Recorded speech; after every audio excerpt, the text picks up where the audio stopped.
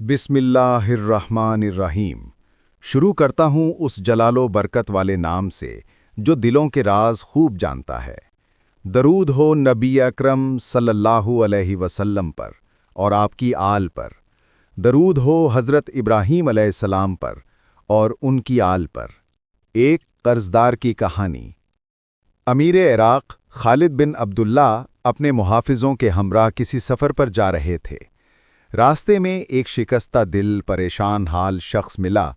वो रोते हुए बोला, मैं तुझे अल्लाह का वास्ता देता हूँ, अपनी तलवार से मेरा सर उड़ा दे।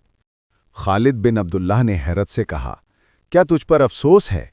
क्या तू इस्लाम कबूल करने के बाद मुर्तद हो गया है? या तूने किसी बेगुनाह को कत्ल कर दिया है? या गुनाहों से तंग आकर जिंदगी से भागना चाहता है? वो शख्स बोला, नहीं, मैं इस्लाम पर कायम हूँ।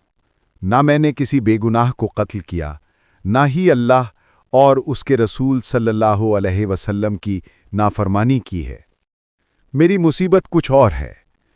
मेरे पीछे एक ऐसा दुश्मन लगा हुआ है जो ना मुझे घर में सकून लेने देता है, ना बाहर निकलने देता है, ना बात करने देता है, ना खामोश बैठने देता है।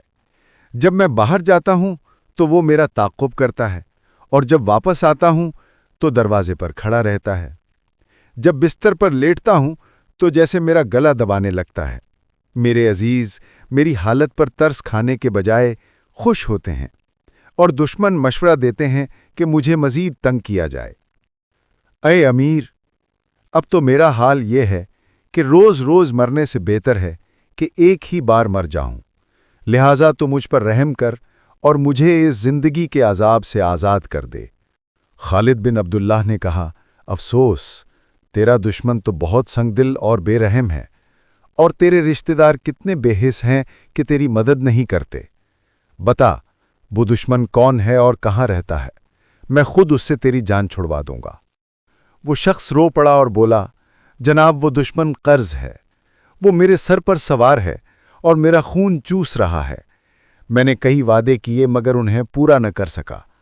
अब हाल यह है कि जब घर से निकलता हूं तो कर्ज ख्वाह पीछा करते हैं, घर आता हूं तो दरवाज़ा खटखटाते हैं, निकलूं तो गालियां देते हैं, और मौका मिले तो गिरबान पकड़ लेते हैं। मुझे इससे नजात की कोई सूरत नज़र नहीं आती। खालिद बिन अब्दुल्लाह ने पूछा, कितना कर्ज है तुझ पर? वो बोला, 4000 दिरहम। खालिद मुस्कुराकर बोले, 4000 दिरहम?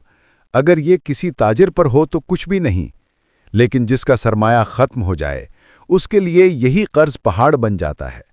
ऐसे लोगों को कोई दोबारा कर्ज नहीं देता और मुआशरा इन्हें जलील समझता है।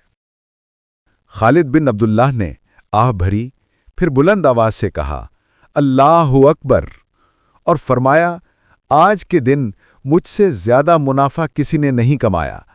मैंने इस आदमी को 30,000 दिरहम देने का इरादा किया था, लेकिन इसने सिर्फ 4,000 मांगे। गोया इसने मुझे 26,000 वापस कर दिए।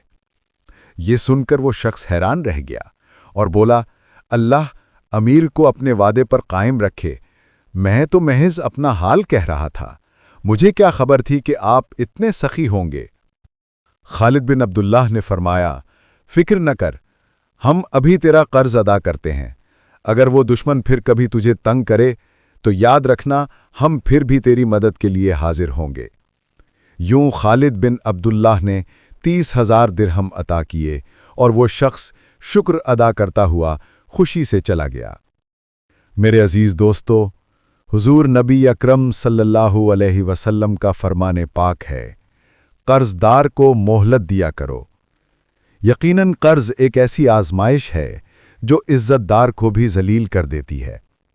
कर्ज लेना बाज़ औक़ात मजबूरी बन जाता है, लेकिन जब वापस करने की सूरत ना हो तो इंसान दूसरों की नज़रों में गिर जाता है। ऐ दोस्तों, अगर कोई तुम्हारा कर्जदार है तो कोशिश करो कि उसे मुआफ़ कर दो। अगर मुआफ़ नहीं कर सकते तो कम अज़ कम उसे जलील या तंग मत करो, क्योंकि नबी सल्लल्लाहु अलैहि वसल्लम ने फरमाया है कि कर्जदार को मोहलत देना अल्लाह को महबूब अमल है। अल्लाह ताला हमें कर्ज से महफूज रखे और जो लोग कर्जदार हैं उन्हें अदा करने की तौफीक अता फरमाए। اللہ اپنے خزانے سے ان کی مدد فرمائے، غریبوں پر رحم کرے، بیماروں کو شفا دے اور ہم سب کو عافیت میں رکھے۔ انہی الفاظ کے ساتھ اجازت چاہوں گا۔ اگر زندگی نے وفا کی تو اگلی ویڈیو میں دوبارہ ملاقات ہوگی۔ تب تک کے لیے خدا حافظ۔ اللہ آپ سب کا نگہبان ہو۔